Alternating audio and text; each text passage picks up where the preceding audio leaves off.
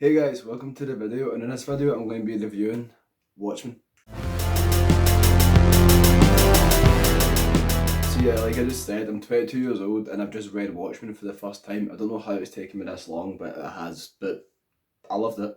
So like from the get-go, Watchmen does just seem like a typical murder mystery story when you see the comedian get murdered at the start of the comic, but it turns out to be like a lot more than that. There's like a lot more to it, and that is not a bad thing at all. One thing I noticed, and it's like the story is like very heavy, but that's not a bad thing. But it's just one of those things where you need to read it slowly and over like a certain period of time, because there is like a lot of details in this comic that you can literally just miss first reading. Because I had to go back and reread a lot of the pages a few times. It's not like other comics you can just sit and read like the full thing in like an hour or two, but like this one you actually have to sit and read through it properly and read it over like maybe like the span of like 5 days to a week. Personally, that's a long. It took me like about a week in total to read it because it's so heavy and it's like there's so much to it when you're reading it. You're like, Jesus, I need to put this down, but not in a bad way at all. It's just a lot to it, and it's amazing.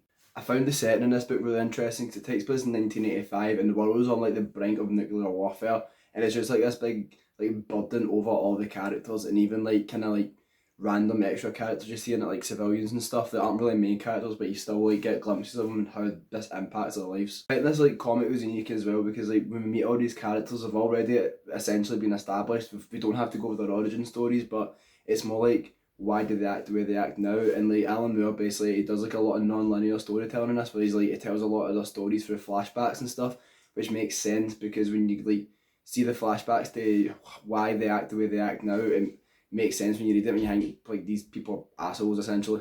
It was like a really good way of fleshing out their characters instead of having to just give like 20 pages dedicated to like the one character's backstory and spend all this time developing them. And it's like he just kind of told us what we have to know about them and basically what we need to know going forward for them and how it impacts their story and their development.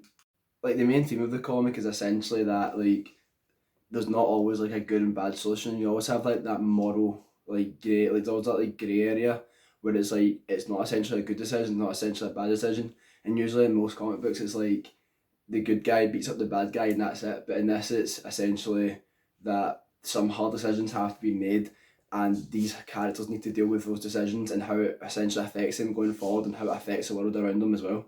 The two most interesting characters in the book for me were both Rorschach and Dr. Manhattan.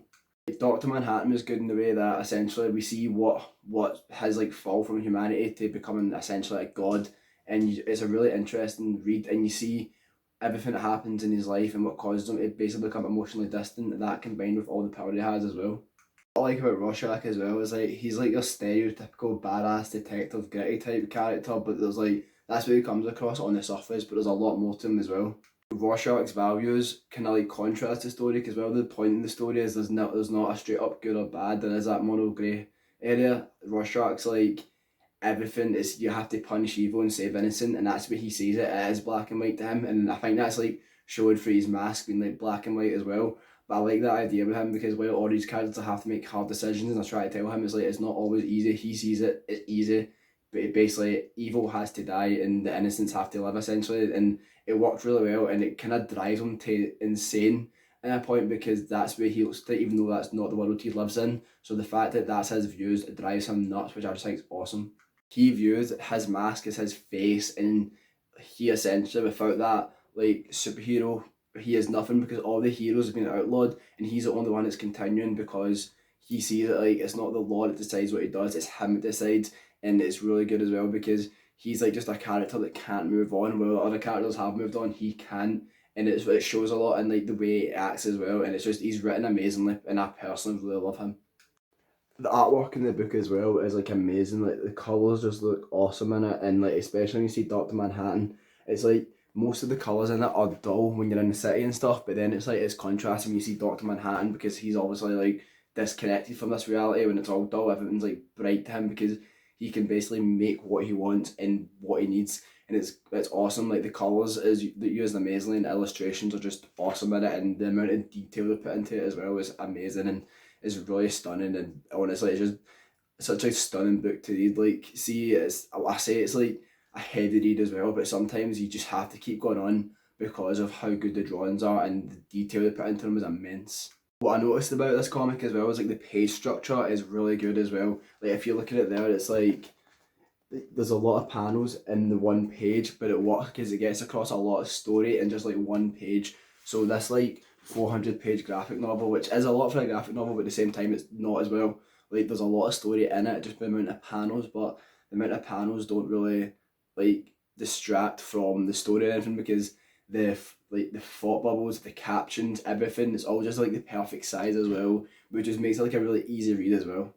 I noticed as well the use of scale in this book is when you see like a giant Dr. Manhattan, it's used really well, and it makes you realise he's this giant among like these tiny people, and it's awesome to see because you look at it and you feel like you're staring upwards at this big massive thing. It's just like it's so immersive as well, and like it's just one of those things as well. I know I say you have to read it over a certain period of time, it can't be like all read at once, but there is just times where you're so that immersed in it you can't put it down, and it's not a bad thing in the slightest.